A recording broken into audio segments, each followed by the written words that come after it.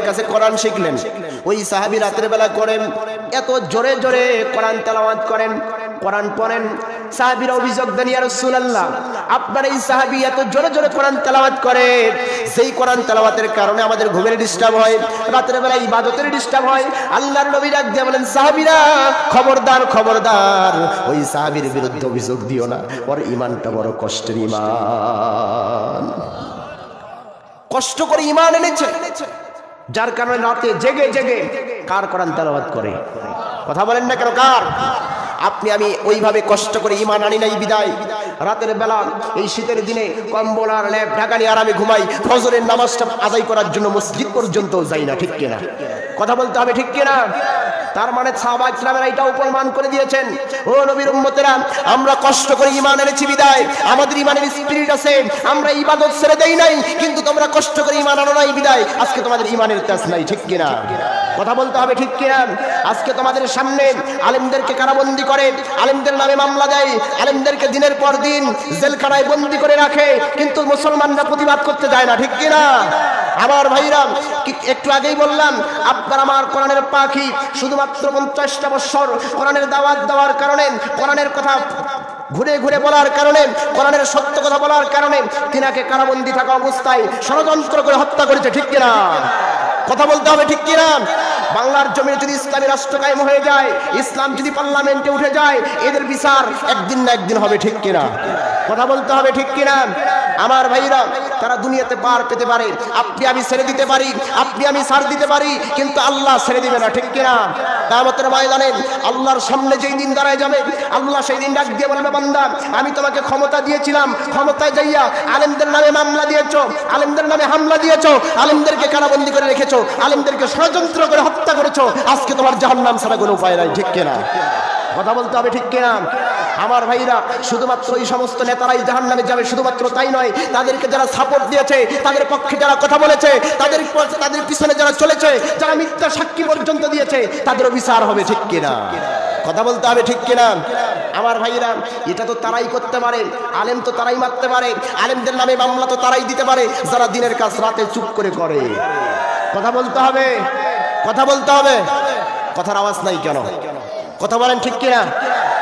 আমার ভাইরা, আমার কথা রাগ করতেছেন? বেজার হইছেন? এটা সত্য কথা কিনা? কথা বলেন, সত্য কথা কিনা? আরে ভাই, আমার ভোট আমি নিজে দিতে পারি নাই, এটা সত্য কথা তো। আমার ভাইরা, আমি বলতে চাই, এই শিক্ষা ব্যবস্থা, এই জাতির পরিবর্তন আসবে তখন জাতি আল্লাহ আর রসুলের আনুগত্য করবে যখন, ঠিক কিনা? তাহলে রসুলের ইত্তেবা করার দরকার আছে না নাই? সাহাবীরা করেছেন, এই জন্য রাত জেগে জেগে কোরআন তেলাওয়াত করেছেন। কার? একটু জবান খুলে বলতে হবে, কার? আরেকটু আসতে বলেন, কার? আরেকটু আসতে বলেন, কার? কিন্তু ভাইরা আমার, আমরা তো আজকে আমাদের নিজেদেরই দোষ ধরা নিয়ে ব্যস্ত, ঠিক কিনা? একটা উদাহরণ দেই। মনে করেন এক লোক বিকালবেলা বাজারে যদি যায়, পরিপাটি হয়ে যায়, নোংরা কাপড়ে যায়। কথা বলতে হবে, কিভাবে যায়? পরিপাটি হয়েই যায়। তো বিকালবেলা বেচারা বাজারে গেছে, যাওয়ার পরে পেটে মোচড় মারছে। পেটে মোচড় মারলে আপনার সামনে খুরমার পোলাও আর বিরিয়ানি যদি দেয়, খাওয়ার ইচ্ছা হবে? কথা বলতে হবে। কতক্ষণে অফিস পর্যন্ত যাই, বেচারা মোচড় মারা শুরু করছে, বাড়ি পর্যন্ত আসারও কোনো দিশা নাই। চিন্তা করলো বাজারে ভাঙাচুরা একটা আছে অফিস, যাই ওইখানে কামটা সারে আসে। বেচারা কাম সারার জন্য যায়, ভাগ্যক্রমে কাম সারতে সারতে ভাঙে পড়ে গেছে। পড়ে গেছে যখন চিল্লানি মারছে, তখন তো চিল্লানি দিলে বাজারের লোক এমনি আসে, ঠিক কিনা? তো বাজারের লোকজন এসে সবাই ভিড় করে দেখে, সবাই পরিপাটি হয়ে গেছে। কেউ আর কষ্ট করে হাতটা বাড়ায় দিয়ে কয় না, ভাই আমার হাতটা ধরে উঠেন, কেউ বলে না, সবাই তামসা দেখে। তো সারাদিন পরিশ্রম করে এক লোক বিকালবেলা কাদা শরীর নিয়ে যাচ্ছে বাড়ির দিকে। চিন্তা করলো বাজারের পাশে এত ভিড় কিসের, যায় একটু দেখি। যায় দেখে সুবহানাল্লাহ, এমন জায়গায় পড়ে আছে, কেউ হাত দিয়ে উঠায় না। এই লোক চিন্তা করলো সবাই পরিষ্কার, আমার গায়ে মাটি, আমি তো যা গোসলই করবো, তো কষ্ট করে একটু হাত দিয়ে টেনে উঠাই। তো এই লোক এখন যায় বলতেছে, ভাই কতক্ষণ থেকে পড়ে আছেন জানি না, কেউ আপনাকে উঠায় নাই, তো কষ্ট করে আমার হাতটা ধরে আপনি উঠেন।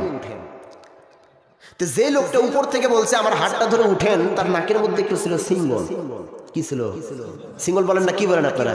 নাকের মধ্যে যে ময়লাটা আসে কি বলেন? সিঙ্গল বলে। তো নাকের মধ্যে যখন সিঙ্গল ছিল, যে লোক পায়খানায় পড়ে আছে, সর্বনাশ, আপনার হাত ধরা যায়, আপনার নাকত দেখেন কি? সি আপনার নাক দেখেন, এই কথা বলা শেষ, ওই যে ময়লা যা ছিল মুখে যাওয়া শেষ। আজকে আমাদের জাতিদের এমন হয়ে গেছে, একজন জাতি নামাজের দিকে যাওয়ার আগেই আমরা নামাজের আলাদা আলাদা পথ বের করে দিই, ঠিক কিনা? আমরা আবার পথ বের করে দিই আহলে হাদিস, কেউ বা বের করে দিই হানাফি, কেউ বা মুহাম্মাদি, কেউ বা লামাযহাবি, নানান রকমের দল দিয়ে আজকে আমাদের দোষ ধরতে ধরতে নিজের দোষের খবর নাই, অপরের দোষের অভাব নাই, ঠিক কিনা? যার কারণে আজকে আমাদের সমাজ থেকে নিয়ে, বাড়ি থেকে নিয়ে, পরিবার থেকে নিয়ে পার্লামেন্ট পর্যন্ত শুধুমাত্র দোষের অভাব নাই, ঠিক কিনা? কথা বলতে হবে, ঠিক কিনা?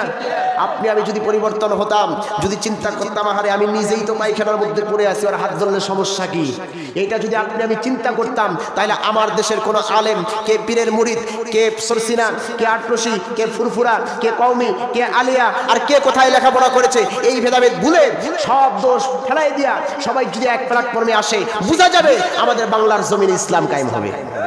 কথা বলতে হবে, ঠিক কিনা? কিন্তু আমরা তো শুধুমাত্র দোষ ধরা নিয়ে ব্যস্ত, শুধু দোষ ধরা, ওর দোষ এটা, ওর দোষ এটা, ওই আর নিজে আল্লাহ আছে না নাই? কথা বলতে হবে, আছে না নাই? তাহলে সাহাবায়ে কিরামেরা কষ্ট করে ঈমান এনেছেন বিদায়, সাহাবীরা কষ্ট করে ঈমান আনার কারণে কার ইবাদত করেছেন? কার অনুসরণ করেছেন? রাসূলুল্লাহর অনুসরণ করেছেন। কার? কথা বলতে হবে, কার? রাসূলুল্লাহর অনুসরণ করেছেন। আমার ভাইয়েরা, সাহাবীরা অভিযোগ দেওয়ার পরে রাসূলুল্লাহ ডাক দিয়ে বললেন, ওই সাহাবীর বিরুদ্ধে কোনো অভিযোগ দিও না, বড় কষ্ট করে ঈমান এনেছেন। এই কথা বলার পরে সাহাবীরা চুপ হয়ে গেলেন। কিছুদিন পরে জিহাদের ময়দান শুরু হয়ে গেল। আমার ভাইয়েরা, জিহাদের ময়দানের জন্য রাসূলুল্লাহ মানে রুমাল বিছাইয়ে দিয়ে দিলেন। রুমাল যখন বিছাইয়ে দিয়ে দিলেন, আল্লাহর নবী ডাক দিয়ে বলেন, সাহাবীরা কারা কি দিবা দাও। ওই ইতিহাস আপনাদের জানা আছে। আবু বকর দিলেন, ওমর দিলেন, উসমান দিলেন, সমস্ত সাহাবীরা দান করলেন। কিন্তু ওই সাহাবীর কিছু নাই দেওয়ার মতো। যখন জিহাদের ময়দানে যাচ্ছিলেন, ওই সাহাবী রাসূলের সামনে দাঁড়ায় ডাক দিয়ে বলে, ইয়া রাসূলুল্লাহ, সমস্ত সাহাবীরা টাকা দিল, আবার জিহাদের ময়দানেও যাচ্ছে, আমার তো টাকা নাই, পয়সা নাই, আমি কি দিব?